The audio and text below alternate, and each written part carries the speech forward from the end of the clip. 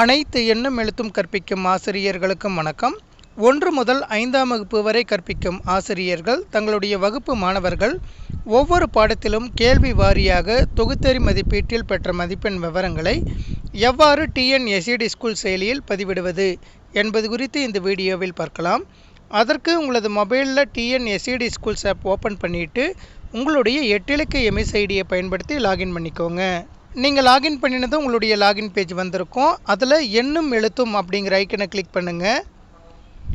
Click பண்ணினதும் class room details baseline summative அப்படின்னு heading வந்திருக்கும். அதில் முதலாவதாக இருக்கக்கூடிய கிளாஸ் ரூம் டீட்டெயில்ஸ் அப்படிங்கிற ஹெட்டிங்கை கிளிக் பண்ணுங்கள். நீங்கள் கிளிக் பண்ணினதும் fill the class room details அப்படின்னு வந்துட்டு அதில் select class type, select medium of instruction, select class, அதே போல் செலக்ட் சப்ஜெக்ட்ஸ், இந்த விவரங்கள் எல்லாமே வந்திருக்கும். இதில் அனைத்து விவரங்களும் கரெக்டாக டிக் ஆகிருக்கா அப்படிங்கிறத உறுதிப்படுத்திக்கோங்க.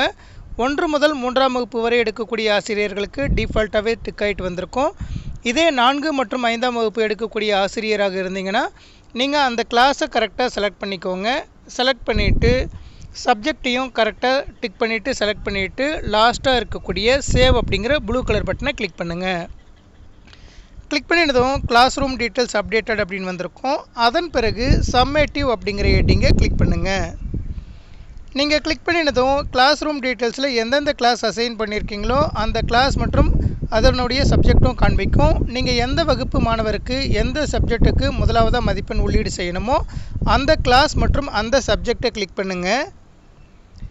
கிளிக் பண்ணினதும் உங்களுக்கு அந்த கிளாஸ் சப்ஜெக்ட் நேம் மேலே வந்திருக்கும். அதற்கு கீழே செலக்ட் செக்ஷன் அப்படின்னு ஒரு டவுன் ஏரோ இருக்கும். அதை கிளிக் பண்ணிவிட்டு உங்களது பள்ளியில் 2-3 செக்ஷன் இருக்கக்கூடிய பட்சத்தில் நீங்கள் எந்த செக்ஷனுக்கு கிளாஸ் டீச்சராக இருக்கீங்களோ அந்த செக்ஷனை செலக்ட் பண்ணிக்கோங்க.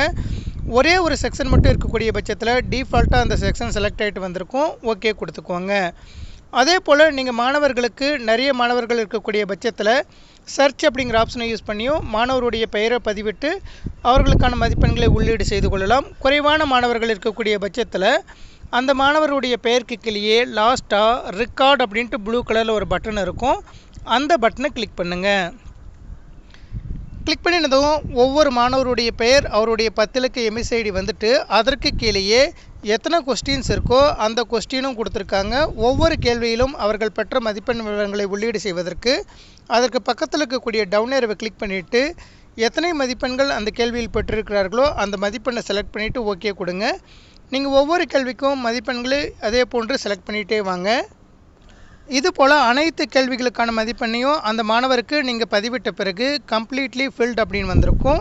அதே போன்று ஒரு சில கேள்விகளுக்கும் நீங்கள் மதிப்பெண்களை உள்ளீடு செய்ய ஆரம்பிக்கும் போதே பார்ஷியலி ஃபில்ட் அப்படின்னு வந்திருக்கும். எந்த மாணவருக்கும் நீங்கள் உள்ளீடு செய்யாத பட்சத்தில் நாட் எட் ஃபில்ட் அப்படின்னு வந்திருக்கும்.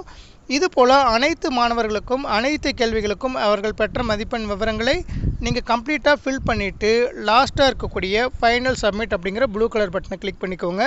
சப்போஸ் அந்த மாணவர் தேர்விற்கு வர இயலாத பட்சத்தில் ஸ்கிப் அப்படிங்கிற ஆப்ஷன் அந்த மாணவருடைய பெயருக்கு பக்கத்துலேயே கிளிக் பண்ணிங்கன்னா ஆப்ஷன் டுடே லாங் ஆப்ஷன்ட் அப்படின்னு 2 ஆப்ஷன் கொடுத்துருக்காங்க. லாங் ஆப்ஷன்ட்டாக இருக்கக்கூடிய பட்சத்தில் லாங் ஆப்ஷன் செலக்ட் பண்ணிக்கோங்க. தேர்வு தினத்தன்று மட்டும் வருகை புரியலைன்னா ஆப்ஷன் டுடே அப்படிங்கிற ஆப்ஷனை செலக்ட் பண்ணிக்கலாம். இது போல் அனைத்து மாணவர்களுக்கான மதிப்பெண்களையும் நீங்கள் உள்ளீடு செய்த பிறகு ஃபைனல் சப்மிட் கொடுத்துட்டு லெஃப்ட் சைட்லேயே பார்த்தீங்கன்னா ஒரு ஏரோ மார்க் கொடுத்துருப்பாங்க. சம்மேட்டிவ் அசஸ்மெண்ட் அப்படிங்கிற ஹெட்டிங் பக்கத்தில் அந்த ஏரோவை கிளிக் பண்ணிகிட்டே வந்துட்டு ஹோம் பட்டன் வரைக்கும் வந்தீங்கன்னா உங்களுக்கு சிங்க்ரனைஸ் ஆகிடும். இது போல் ஒவ்வொரு பாடத்திலும் மாணவர்கள் பெற்ற மதிப்பெண் விவரங்களை தனித்தனியாக அந்த வகுப்பு மற்றும் அந்த பாடத்தினை தேர்வு செய்து நமது வகுப்பில் உள்ள அனைத்து மாணவர்களுக்கும் அவர்களுக்கான மதிப்பெண்களை உள்ளீடு செய்து கொள்ளலாம். நன்றி.